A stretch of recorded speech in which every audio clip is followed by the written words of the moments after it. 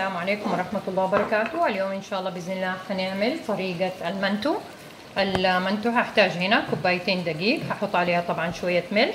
هنا أهم حاجة إنه تكون كمية اللحمة قد كمية البصل. أنا هنا عندي نص كيلو لحم مفروم وعندي 3 حبات بصل كبيرة مفرومة. البهارات اللي هحتاجها فقط هي كمون مطحون وفلفل أسود مطحون والملح. طبعا يفضل إنه الفلفل الأسود والكمون يكون مطحون في وقته، بيدي طعم أطعم. طبعا هنا حطيت شوية ملح للدقيق، حبدأ أخلط الملح مع الدقيق، حبدأ أعجنها بموية بس. يفضل إنه تكون الموية شوية دافية. طبعا كمية الموية على حسب الدقيق اللي عندك. هنا غالبا أنا هحتاج للكاستين دقيق كاسة إلا ربع موية. يفضل إنها تكون العجينة ناشفة شوية ما تكون طرية.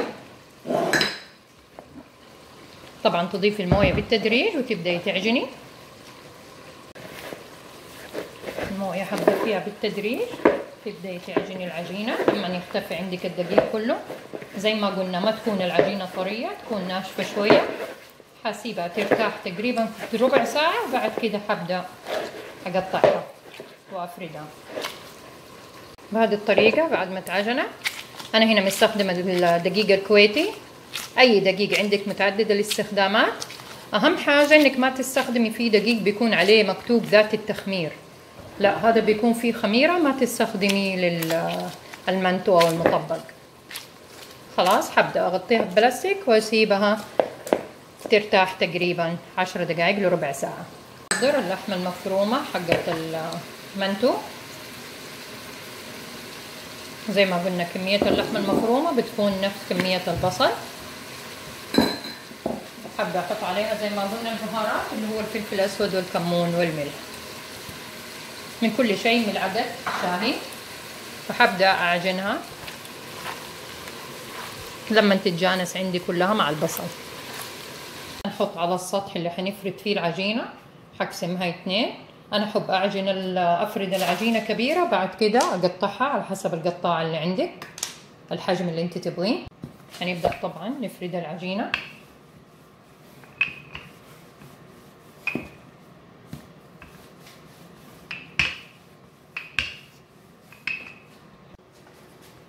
طبعا هنبدأ نفردها، تكون معانا شوية طبعا خفيفة مهي متينة. لو احتاجت دقيق ممكن تزودي دقيق عشان الفرق.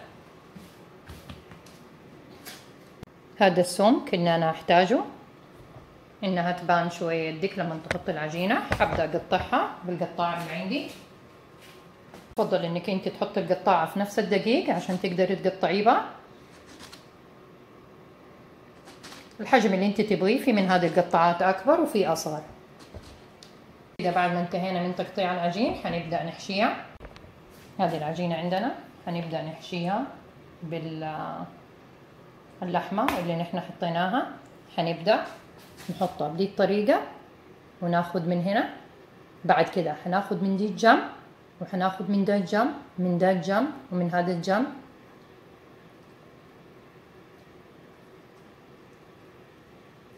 لما تتقفل معاكي بنفس دي الطريقة. حنعيد معاكم واحدة تانية. طبعا اللي حابة تعملها حجم أكبر من كده انت براحتك.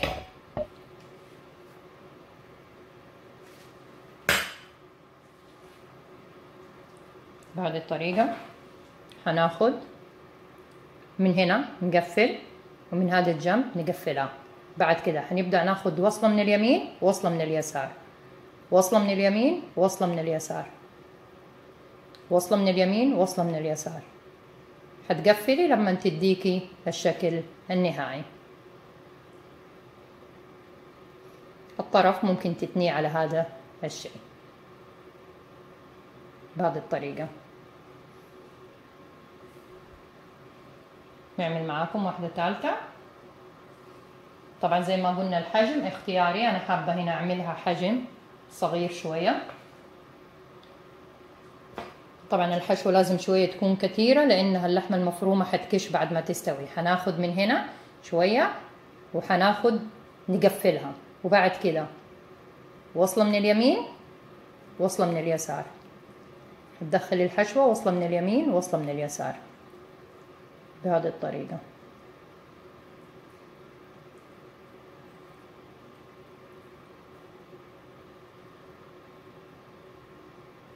لما تتقفل عندك بهذا الشكل. بعمل لكم واحدة أكبر شوية عشان ممكن تشوفوا التكفيلة أحسن.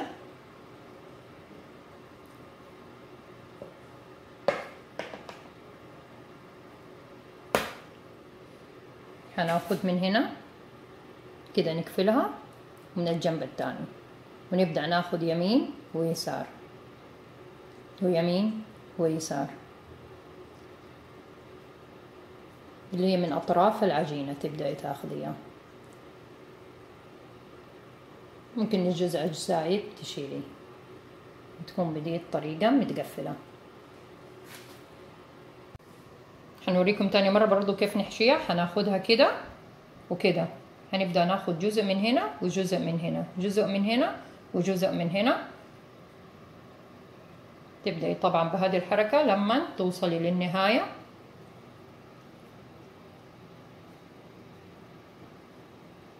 بهذه الطريقة تطلع معاكي. بعد ما انتهينا من عمل المنتو، انا حابة افرزه، حاطه اللي هو في اي بلاستيك عندك او قسطيرة او اي صينية، بس حاطه هنا عليها ورق زبدة عشان لا يلصق فيها، وتبدأي تفرزيه. وقت ما تبدأي تعمليه طبعا بيتعمل على البخار، اللي عنده قدر المنتو يعمل عليه، اللي ما عنده قدر المنتو دحين اعلمكم ممكن ايش ممكن نستخدم. ممكن نستخدم هذا القدر اللي هو حق سلق المكرونة، بس طبعا ما حنعبي كثير موية تحت. او ممكن نستخدم هذه الصفاية، حنحط عليها نرص حبات المندو ونبدأ نحطها على قدر ويكون تحتها موية بتغلي، ونبدأ نغطيها لما يستوي المنتو. بهذه الطريقة انتهينا من عمل المنتو. ان شاء الله بإذن الله تعجبكم. لا تنسوا تعملوا لنا لايك وشير وسبسكرايب. مع السلامة.